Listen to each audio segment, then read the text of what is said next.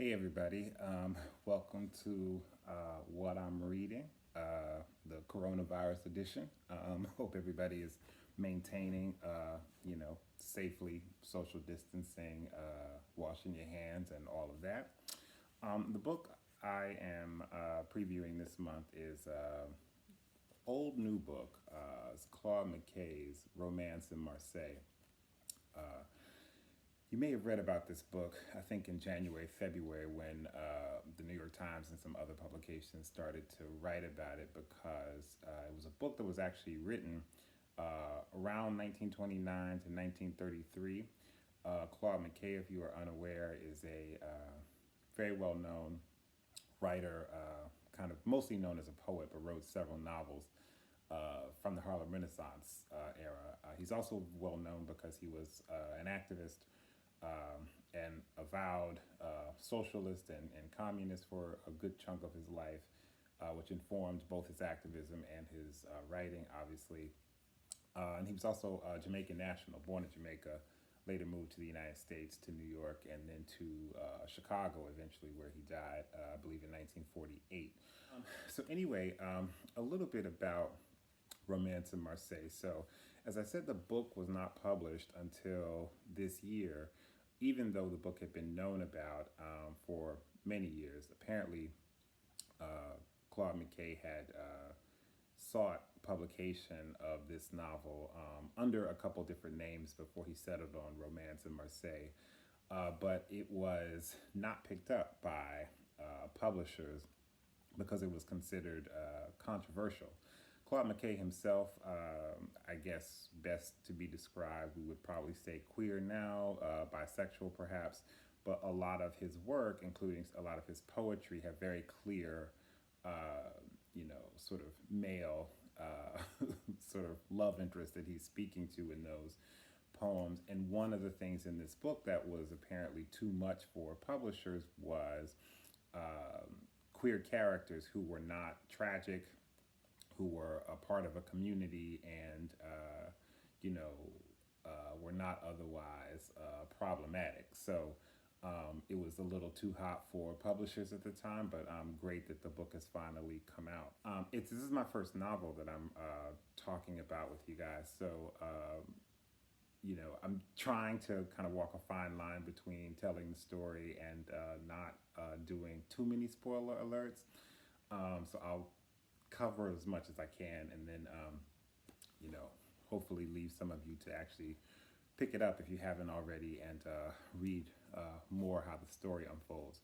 So the story is about a guy from an unnamed African country named Lafala who is living in Marseille, France, and who, after kind of being swindled by this woman who he is in love with, who is a sex worker. And Lafala himself is, kind of a tramp in the classic sense of the word, kind of living on the edge in Marseille, and is a dancer and what have you, but falls in love with this woman who basically scams him. And to get away from his, hurt heart or whatever, he decides to leave Marseille, France, and board a ship as a stowaway to come to the United States. This all happens sort of before the novel opens, but you quickly learn this. So we meet him in the United States in the hospital where his legs have been amputated. What happened to him was that he got discovered on the ship that he was stowing away on, and they locked him in a water closet, or in the bathroom essentially, for the entire ride, and barely fed him, and his feet got so kind of frostbitten in the trip because of where they stowed him when he arrived. He was near death, and so they rushed him to the hospital from Ellis Island, and ultimately make the decision to amputate his legs.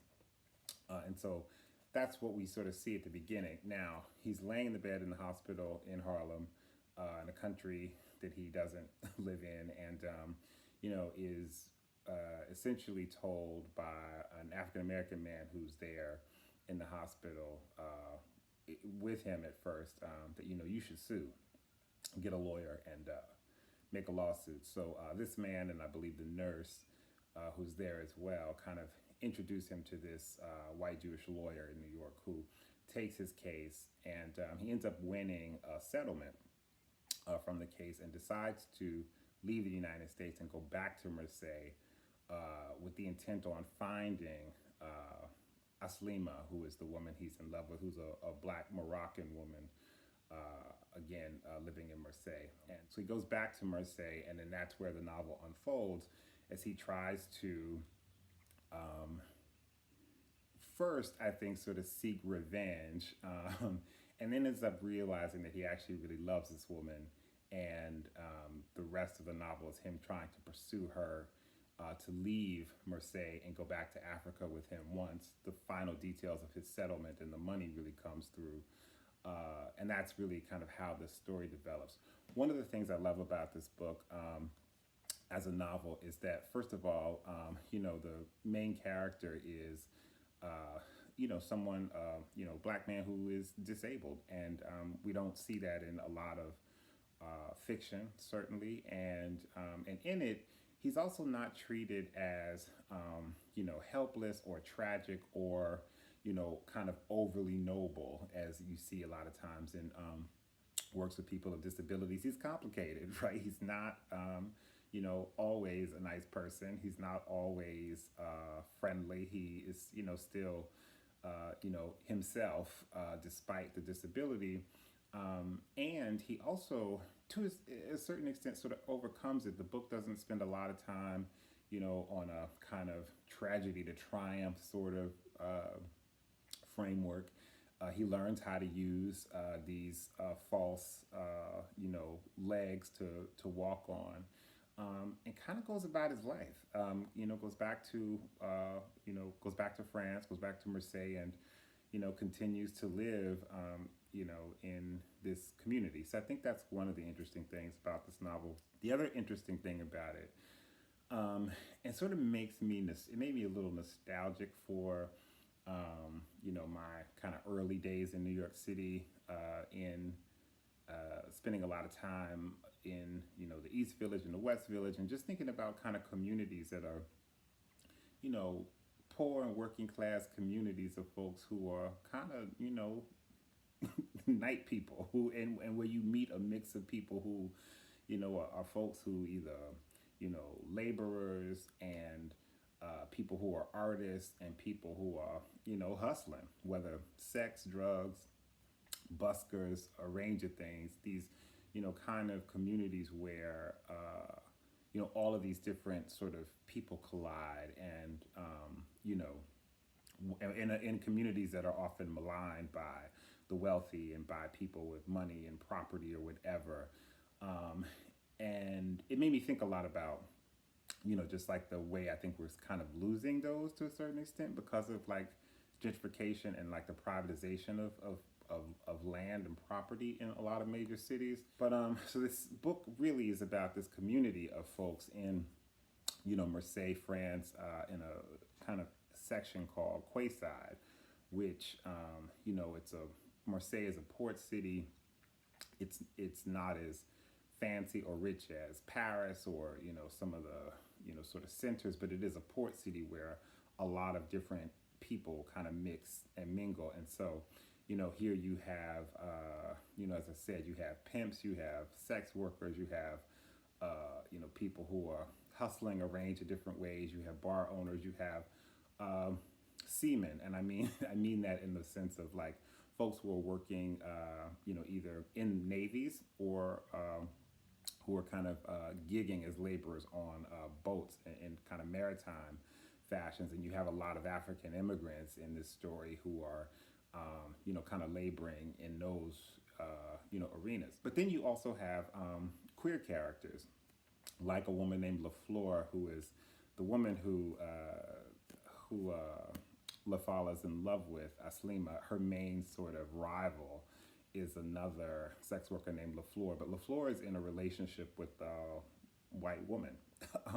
And then there's another character who comes in the book later who is you know, a gay man who is also dating a man. You sort of learn their story, but they're just a fabric of the community of the story of the book, and not treated as exceptional or oddities in that particular way. So I would say I definitely recommend this book. I think it's an interesting read. It's kind of a light read in a way, even though it deals with a few heavy subjects. I don't like how the book ended, and I'm not going to give that away.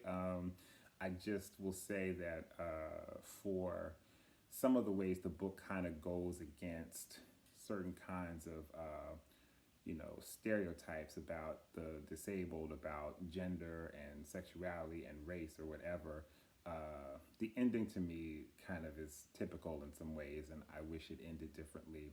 The other thing I'll say about the book that I liked is that it actually also depicts these kinds of relationships between Africans, African Americans, and Black folks from the Caribbean, all in this you know, either both in New York and then in France, right? And so you see in the dialogue some of the ways in which people engage each other, and there, you know, some levels of tensions, but also a lot of like love and camaraderie and kind of joking about the various differences between us as Black folks across the diaspora, which I find really fun as well. So highly recommend Romance in Marseille.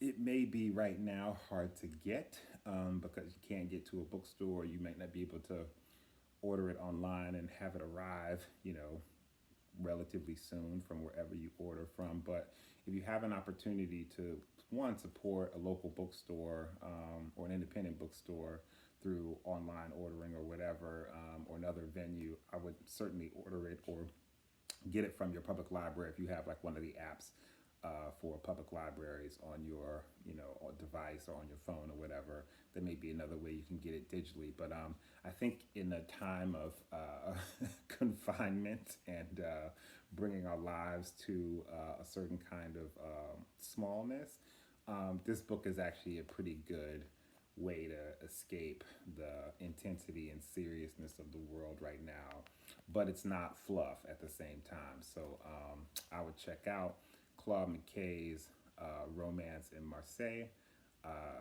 as my book choice this month. And I think I got something else for next month as well. So hope you all stay well, stay healthy, stay hydrated, stay beautiful.